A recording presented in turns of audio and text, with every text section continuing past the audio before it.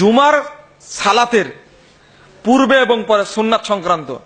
জুমার পূর্বে সুন্নাতের ব্যাপারে হাদিস এসেছে আপনি যত ইচ্ছা তত সালাত আদায় করতে পারেন, যতক্ষণ ইমাম খুতবা শুরু না করবে।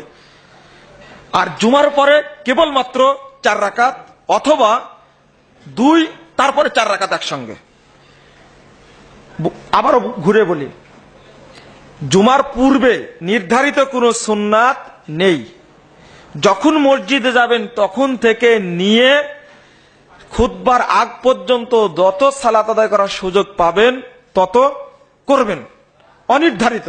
তবে জুমার পরে মাত্র 4 রাকাত অথবা বাড়িতে পড়লে মাত্র 2 রাকাত পড়বেন, এটাই হলো সুন্নাত। আর সাহাবীর আমল, যে তিরমিজিতে আসছে আব্দুল্লাহ ইবনে উমরের আমর, সেটা হলো রাসূল সাল্লাল্লাহু আলাইহি ওয়াসাল্লামের সাহাবী আব্দুল্লাহ ইবনে আমর, তিনি 2 রাকাত পড়তেন, পড়ার পরে এগিয়ে এসে আবার 4 রাকাত পড়তেন। এই আমলটা করতে পারেন। উল্লেখ্য যে আপনি খুতবার পরে এসেছেন, তখন কি করবেন?